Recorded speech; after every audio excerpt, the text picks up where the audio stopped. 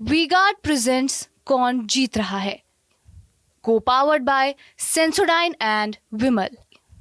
बोलो जुबां केसरी। पूरे उत्तर प्रदेश का दौरा करके आज मैं मेरठ आया अपनी जन्मभूमि में। मैं बड़े विश्वास के साथ कह सकता हूँ, व्यापारी का, जनमानस का, माता बहनों का, युवाओं का, किसानों का मन पूरी तरीके से भारतीय जनता पार्टी और विश्व के सबसे बड़े राजनेता भारत के प्रधानमंत्री नरेंद्र मोदी जी के लिए है।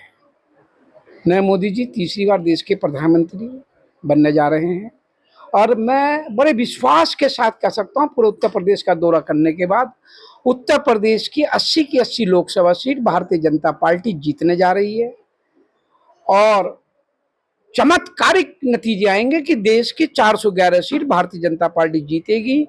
देश के प्रधानमंत्री नरेंद्र मोदी जी तीसरी बार बनेंगे। अच्छा, आपने दो बातें कही अपनी बात रखते हुए कि तीसरी बार प्रधानमंत्री बन रहे हैं नरेंद्र मोदी। इसी पर सवाल ये है कि राहुल गांधी जो है वो लगातार ये कह रहे हैं कि हमसे लिख के ले लो, नरेंद्र मोदी प्रधानमंत्री नहीं बने। इस पे क्या विचार है? और इसी आपकी ही बात में आपने कहा कि 411 का क्या आंकड़ा है? वो तो 400 पार कर दे रहे हैं। आपका कौन सा गणित बैठा हुआ है, कौन सा एस्ट्रोलॉजर है जिससे आपने हाँ, पूछा? राहुल गांधी साहब पहले अपनी विरासत के बारे में तो बता दें।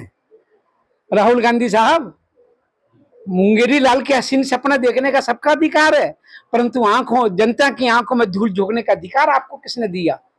अरे आप दादी का नाम लेते हो, अरे आप नाना का नाम लेते हो, पिताजी का नाम लेते हो, पर राय आप अमेठी से केरला पहुंचे, केरला से रायबरेली आए और रायबरेली जहां आपके बाबा सबसे पहले सन 51-52 में पहला लोकसभा चुनाव लड़े, फिरोज खान साहब का नाम लेने में आपको बुखार आ जाता है। ऐसा लगता है 104 डिग्री का बुखार राहुल गांधी साहब को आ गया हो। उस 104 के डिग्री के बुखार में आप ये बाबा खटाखट खटाखट कहते हो। आपको भारत की जनता हटा न जा रही, हटाहट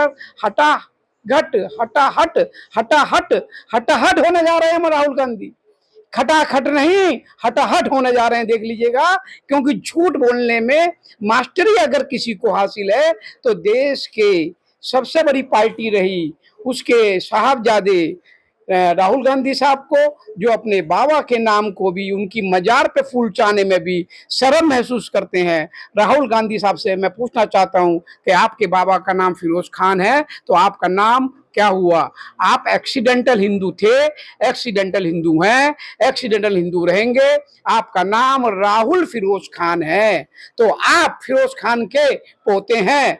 तो आप जब फिरोज खान के पोते हैं और रायबरेली सीट पर आप चुनाव लड़ रहे हैं, मैं कहता हूं क्यों मत झोंको। ये खटाखट वाली बात मत करो। आप खुद हटाहट होने वाले हो। जब आपकी पार्टी हटाहट होने वाली है, हट रही है पूरे देश से, पूरे देश में आपकी पोल खुल रही है, तो क्या कहेंगे? हतो हत्साई थे। अखिलेश यादव भी खटाखट बोल रहे हैं। अखिलेश यादव तो भाई वो साहबजादे हैं तो नवाबजादे हैं। कन्नौज में जमानत जब्त होने वाली है, मैनपुर में जमानत जब्त होने वाली है, पूरे उत्तर प्रदेश में उनका खाता नहीं खुलने जा रहा है। वो खटाखट कहें हटा, मैं तो कर रहा हूं उनको जनता हटाने जा रही है। हटाहट ये दोनों होने वाले हैं।